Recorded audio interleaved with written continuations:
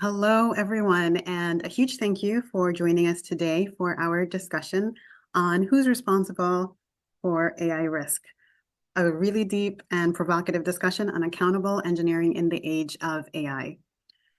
This panel discussion is going to explore how risk ownership changes in a landscape dominated by AI. We're going to go into all the things: team structure, culture, individual responsibility, as well as some of the technical approaches being taken and the capabilities organizations are leveraging today to remain resilient. So this is a Lead Dev online panel discussion, and it's put on in partnership with ChainGuard. ChainGuard is the trusted source for open source. They provide hardened, secure, and production-ready container images, language libraries, and OS packages that are continuously rebuilt from source. ChainGuard secures the open source software and dependencies your engineering teams and AI agents rely on so you can build and run applications faster, stay compliant, and eliminate the supply chain risk that often comes with using open source software. So a little bit of housekeeping before we begin. Our discussion will last roughly 45 minutes, and after that, myself and our esteemed panelists will head over to the Lead Dev Slack channel. We're going to be in the panel-Q-and-A channel, and if you missed that, I'll repeat it again towards the end of the webinar. We will also probably take a few questions, so feel free to submit your questions through the Q&A feature on Zoom, but if we don't get to them, we will respond to them in Slack. And now I'm very excited for our panelists to introduce themselves. They come from a diverse background in startups, scale-ups, as well as established organizations. So why don't we start with you, Aisha, then Insikan, and then Alex, and I'll tell you a bit more about myself after that. Thanks, Arlie. Hi, everyone. My name is Aisha. I'm heading application platform security at an insurance company called Aviva. Prior to Aviva, I have worked in various different roles within security, all the way from governance, security operations, engineering, architecture, and the list goes on, and many tech companies as well. Currently, I look after AppSec, platform security that also includes cloud and cloud infrastructure, as well as data platforms and SaaS security.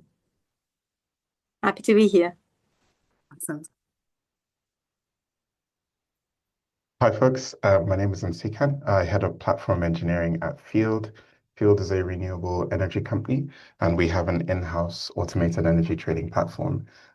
So my background is from financial services, aerospace engineering. I'm really excited to be on the panel today as Field we're quite early in our Gen AI journey and sort of keen to share some ideas and hear some of the questions from the audience as well. Pleasure to be here. Yeah, and my name's Alex Borridge. I lead the product security team at ChainGuard. You've just had a wonderful introduction to what ChainGuard do. So yeah, my background is kind of on that intersection between security and engineering, product security, application security.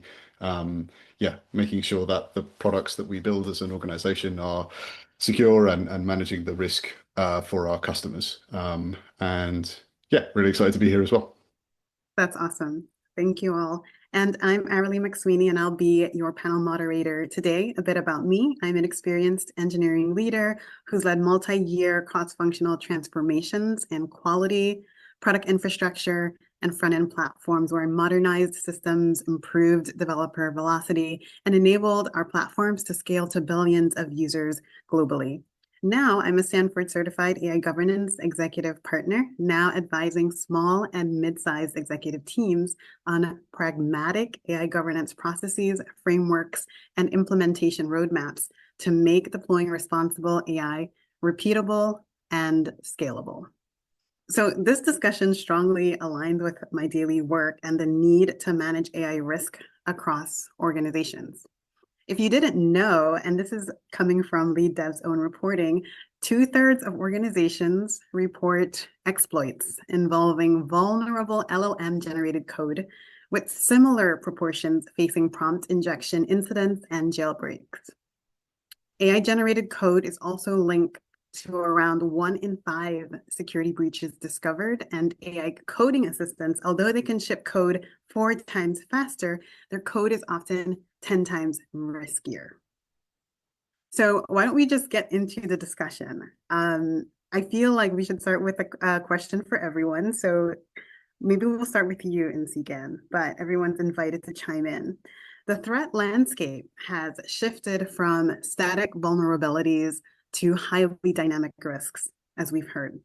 Agentic AI systems that autonomously generate and execute code, vibe coding that lets non-technical team members create production-like systems, and attack surfaces that are dynamically changing in real time. So in this new era of AI risk, how has risk ownership and this idea of accountability changed in the last year or year and a half in your organization? Yeah, it's a really good question. And I'll answer briefly from our perspective at Field.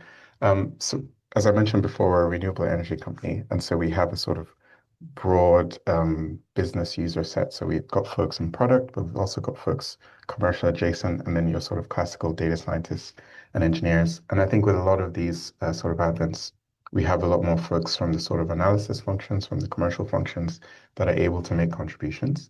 And so what risk ownership looks like for us is, by and large, the accountability still sits within the engineering function because we operate in sort of build it, own it model. So folks within our organization are getting paged at 3 in the morning if there's a problem.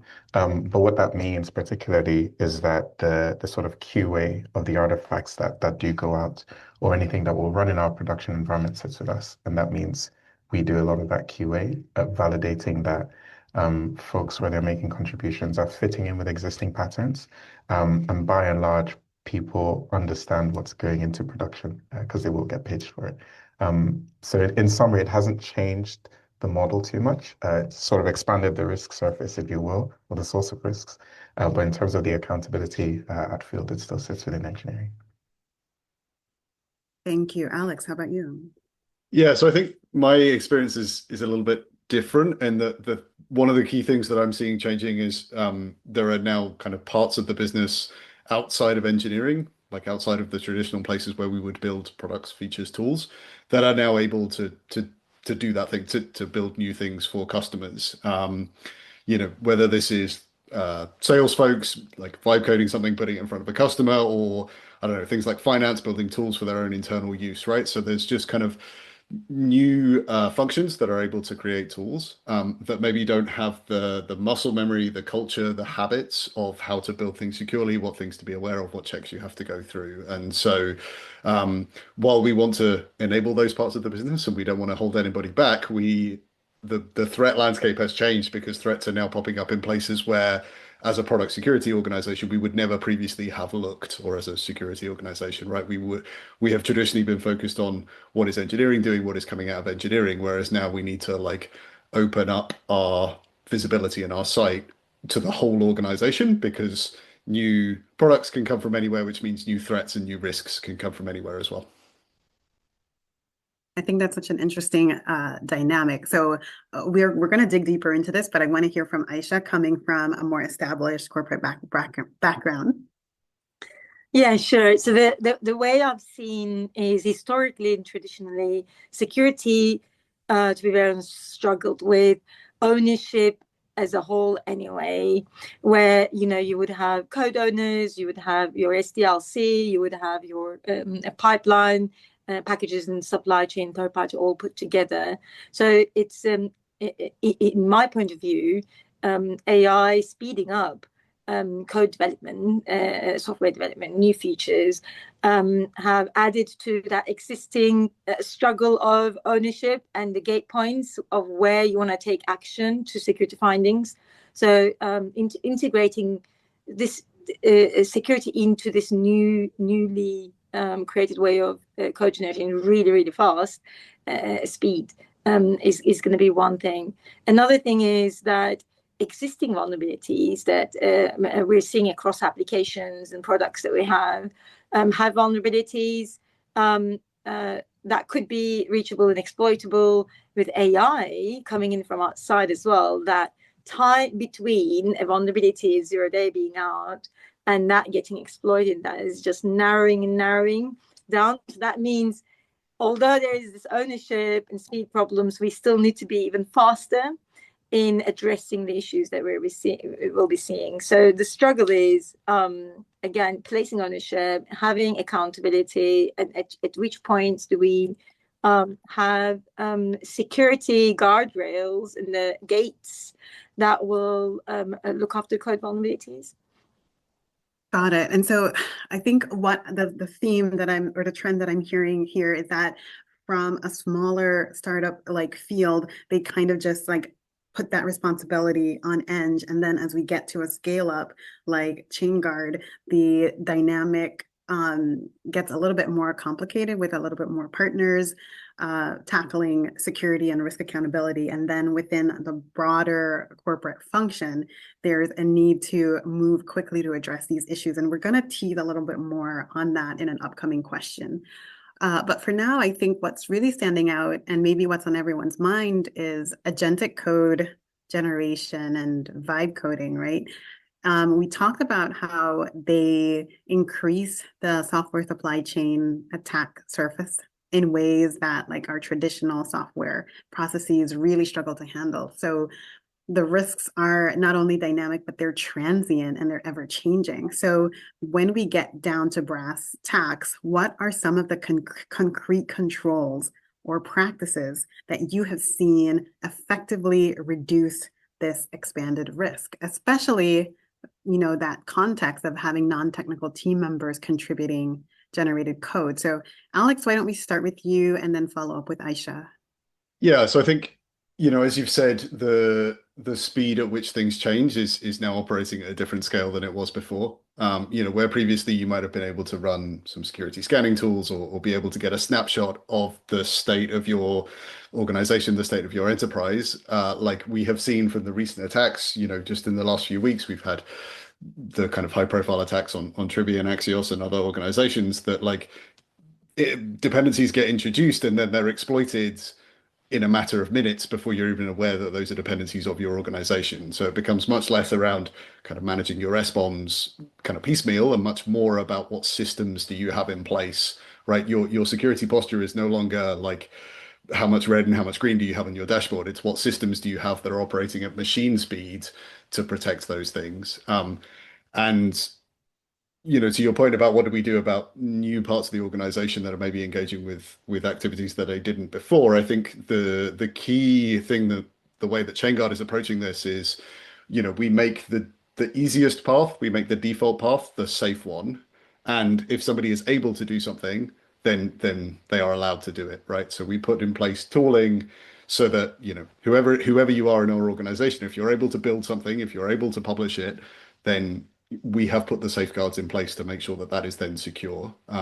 So we don't have to rely on education. We don't have to rely on so much on culture building. You know, it's the tooling is there to support people and enable the business to operate as fast as it can do. So permissions-based or role-based tooling capabilities. Yes, but also, you know, permissions about what goes out the door, right? Like we have automated controls in place to make sure that before, you know, something that is built in our CI pipeline is published and pushed to a customer, that it has gone through the required checks, that we validated the SBOMs, that it is pulling its dependencies from the right place, all of that sort of thing as well. Got it. Brilliant. Okay, Aisha. Yeah, I mean, I would look at it. We've got to get the basics right. Okay, all the essentials. So leaving AI aside, are we doing what we're supposed to be doing, which we should have been doing yesterday anyway? So do we have the right checks in place? Are we starting from clean slate? So, for example, the likes of ChainGuard or really lean images and third-party libraries that you don't need, but you're inheriting the vulnerabilities from there. So get those really, really clear and right from the beginning. Then inventorying, of course, because it's one thing where you have known vulnerabilities that you're checking against. It's another thing when a 0-day comes in and the time it takes for you to respond to that, right? So know exactly what is where and how it is going to get impacted with enhanced context. So of course, you know, your inventorying, show where you want to go for. SBOMs or even enhanced platform views, that will really help. And the other one is utilize AI in those checks as well. So, if code is moving at AI pace, which is machine pace, then you've got to move at machine pace to catch up with that. So wherever we're putting in guardrails or deny by design, explicit deny anywhere on the pipeline where we're introducing new code, we've got to make sure that we have that really quick response to it. We don't necessarily want to slow down teams at all, but we also want to have relevant enough gates everywhere where we can plug in, and whether it is being proactive or we need to respond, we have those gates available to us. One other thing I've seen from traditional application development platforms or dev platforms of CI/CD pipelining, SDLC, all that niceness we have, and it's at least to me sort of a little bit clear as to how this would work out in a more speedy fashion with AI generated code and AI generated newly introduced attacks. It's another thing when we're looking at a lot of PaaS platforms, SaaS, with low code being introduced with AI enabled on top of it as well. They don't necessarily fall within our traditional SDLC and the security controls, and they also cannot be compatible with those security controls, and we just need to make sure that we are kept up with that as well. And we will be seeing more and more organizations relying on platform specific AI generation on low code environments. That's definitely top of my mind. Absolutely. So it sounds like you take a principles-based approach, right? Where you start with like, what do we have? A risk assessment, an inventory, getting good and strong on the basics of security. And then you build on top of that, responding to every dynamic part of AI, like low code and no code platforms, for example. And I think we're going to hear more about that approach as we get further into the webinar, but I think that that's such an interesting contrast. Especially when we think about a larger, more established organization versus an organization that's a scale up. So awesome response. And since we talk about a scale up and an established corporate background, I think I want to take it back to kind of the startup point of view. And so I'd like to start with you on this question, in Sikan.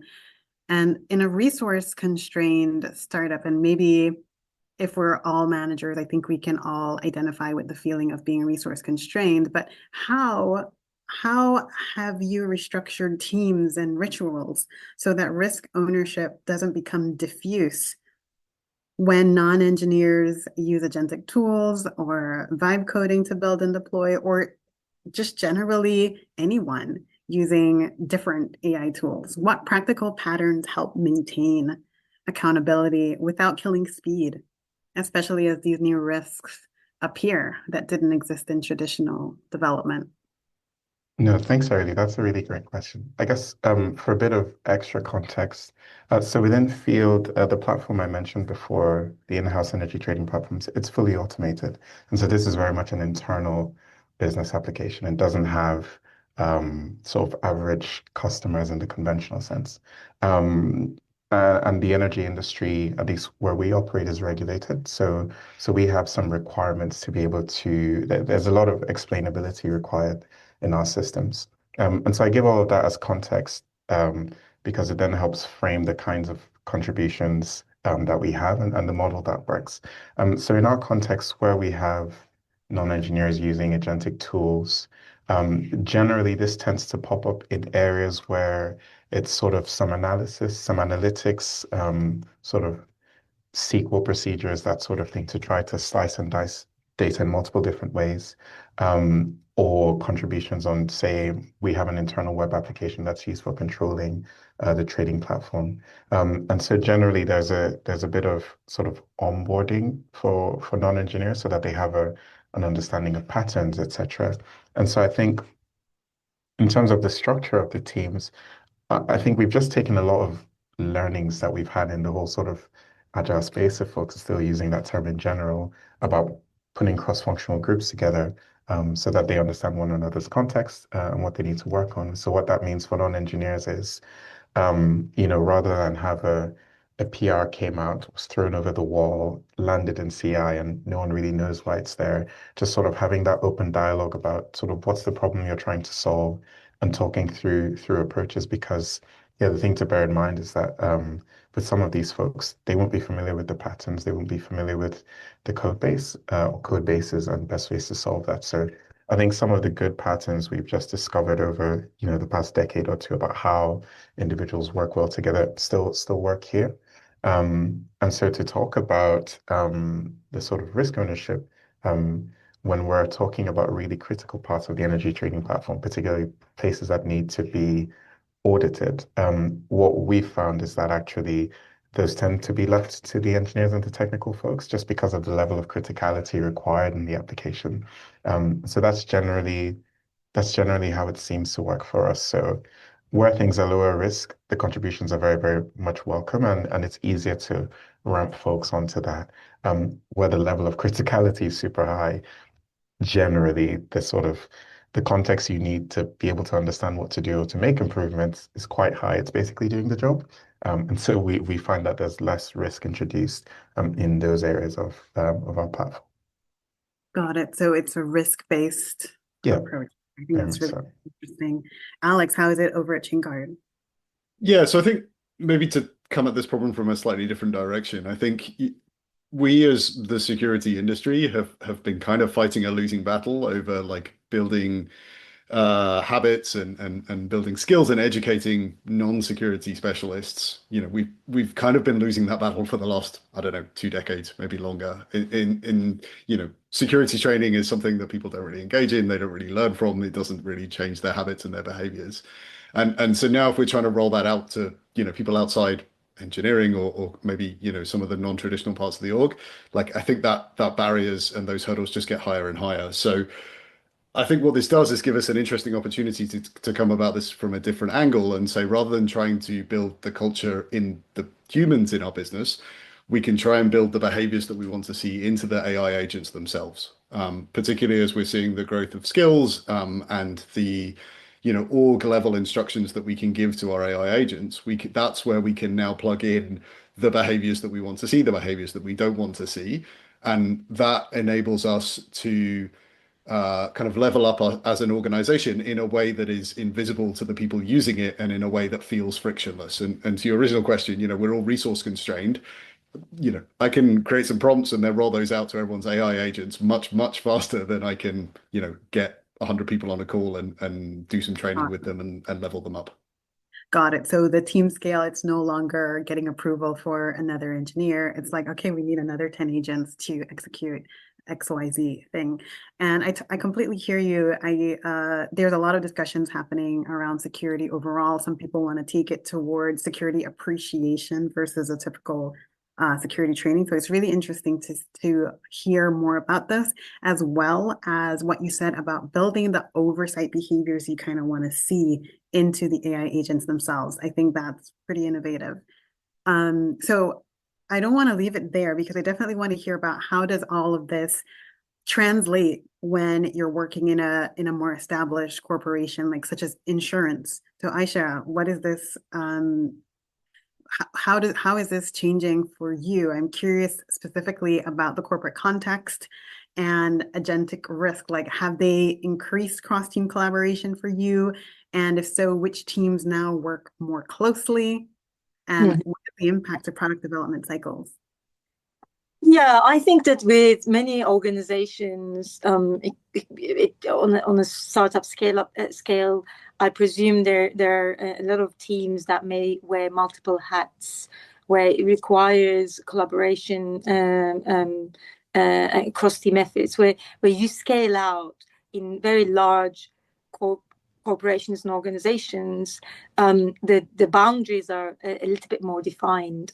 So when you bring agentic AI or AI agents into your existing applications, platforms, products that you have, etc., it definitely pushes the boundaries on that. So what I've seen is we're seeing more and more teams that wouldn't otherwise talk to each other starting talking. For example, dev and business units, where there is a shortcut from, like I said, from where it would be a product feature. Now it is an agentic workflow in the back end. And I've seen a lot more movement around data platforms and data teams as well. So I'm seeing more and more push for collaboration that can't be helped. It's the conversations that need to be had in order to define, its architecture, how it's going to be implemented, who's doing what, and the question of ownership definitely comes up in those, which leads to more conversations, I guess. Absolutely. But have you seen it impact product development cycles, or is it a situation where it cannot impact product development cycles, like a deadline to deadline, or is there room? I have seen it push, bring forward deadlines, where we have seen change in collaboration, where we've identified we could be more efficient, etc. But it's not necessarily something that sort of redefined how we dealt with SDLC, at least in this large scale. Got it. Mm-hmm. Thank you for that context. And so I think now's a great time to remind the audience, if you're here and have a question, definitely use the Zoom Q&A feature, and we'll see if we can work them into our discussion today. So Aisha, I'm bringing this back to you because I'd love to hear more about implementing guardrails for dynamic risks. And what I'm talking about here is like at platform scale. We talked about the dynamic risks of agentic systems. We talked about agent-to-agent interactions, real-time code execution, even shadow agents, right? We have this kind of problem in the industry of people using maybe not approved AI tools, for example. And so when you think about that dynamic set of risks, what capabilities or guardrails have you and your team implemented? This could be observability, identity for agents, escalation paths. What have you implemented that organizations of any size could retrofit into their plan? Yeah, certainly. So like I said in the previous question as well, we've got to make sure we get the basics right. Okay. So if we don't have the fundamentals in place with agentic AI or AI agents coming in, whichever various form or AI generated code coming in, it will only heighten existing risks. And it will have an impact on the blast radius.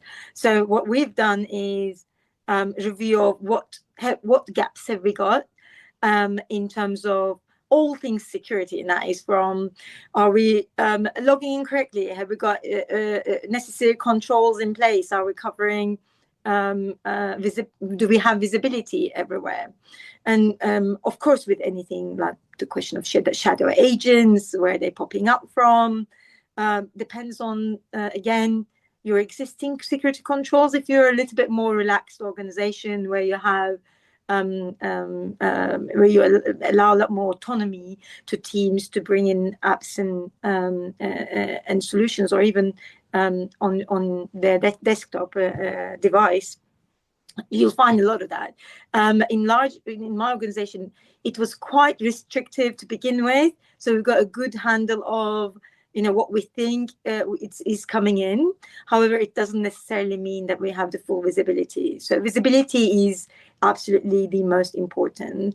The other ones is security controls we need to consider as new security controls with use of Gen AI and agentic workflows and AI agents being used, whether it is something that we're building on our own cloud platforms or it is that we're third-party solution.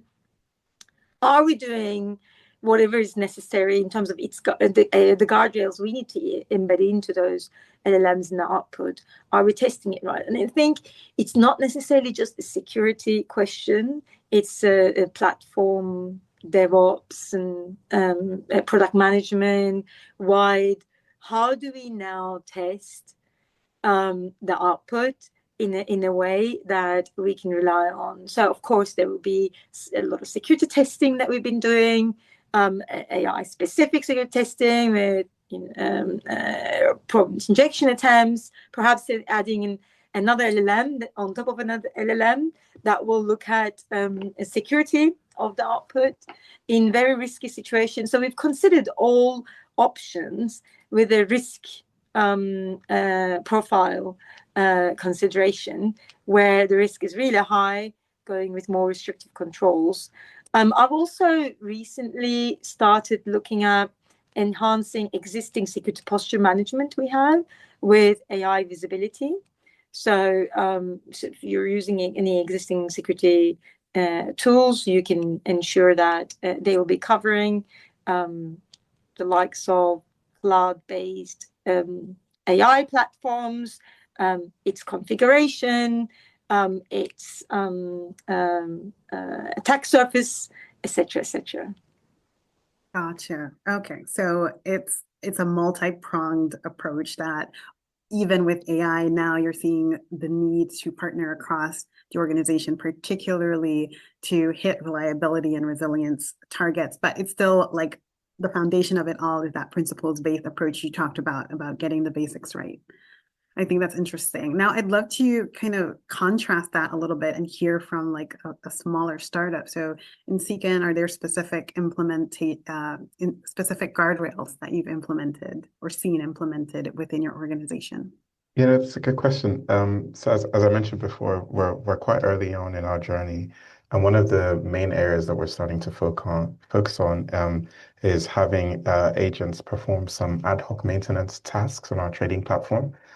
So an example scenario, this is, we sometimes have maintenance windows on the exchange, and there's certain requirements in terms of how our clients need to behave around these events. The notifications are quite dynamic.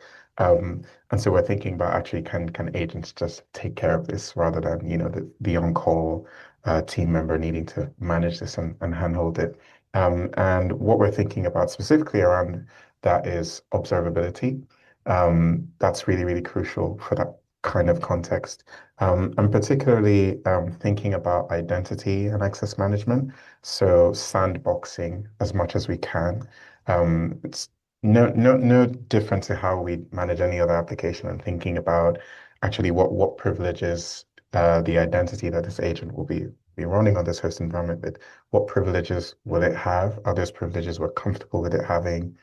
Elevated controls by default just denied.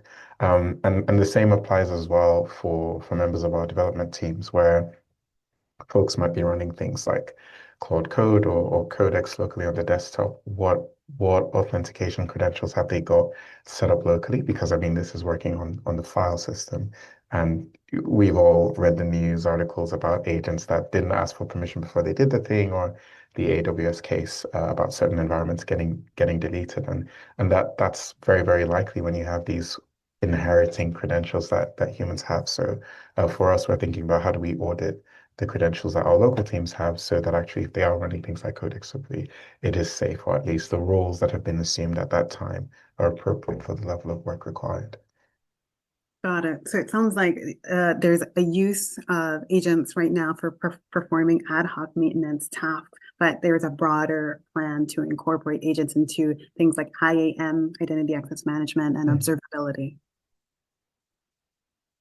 Awesome. Okay, I don't see any questions, so we'll continue with the Q&A that we have here. And I might combine, because we're at the 35-minute mark, so I might combine the last two questions just to get like final input from everyone before we open it up to broader Q&A. So when we think about individual and cultural accountability in a new risk category, right? How do we redefine personal and team level responsibility in this dynamic environment so that velocity doesn't come at the expense of accountability? And let me see, I just made you talk for a bit in Seekan, so maybe I'll start with Alex on this. And Alex, if you could close with what's one new practice someone could take away today and implement over the next 90 days. Yeah, so I think, we've talked a little bit about vulnerabilities now operating at machine speed and our need for like our defensive and our controls to operate at machine speed as well. So I think thinking about this in terms of like what are the responsibilities of individuals in our organization is maybe not the right way to think about it, right? It's a case of understanding that no humans are going to be able to keep up with the new threat landscape, and so it's maybe a case of educating or reorientating people that will kind of necessarily be too slow to be able to keep up with what we're looking at. So, shifting that responsibility onto AI agents, onto tools, onto systems that we have in place that operate at machine speed and that don't operate at human speed, I think is kind of how we need to think about accountability. It's not the people that are accountable for things, it's the tools that we put in place that are now accountable for them. And yeah, to wrap up, I think, one very concrete change that people could make is in terms of understanding their supply chain security and moving on to something that removes vulnerabilities, removes risks before they're even introduced.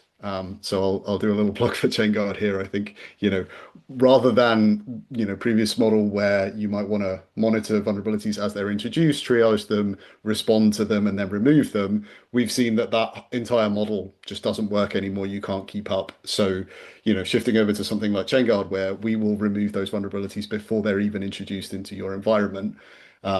That's just one example of the way that we need to think about reorientating the speed at which we're operating.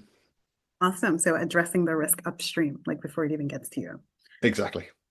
Okay, cool. Aisha, what's one thing, and then I'll come to you and Seekin, but what's one new practice or capability that's an audience member or someone viewing this webinar that they could take away and implement in the next 90 days?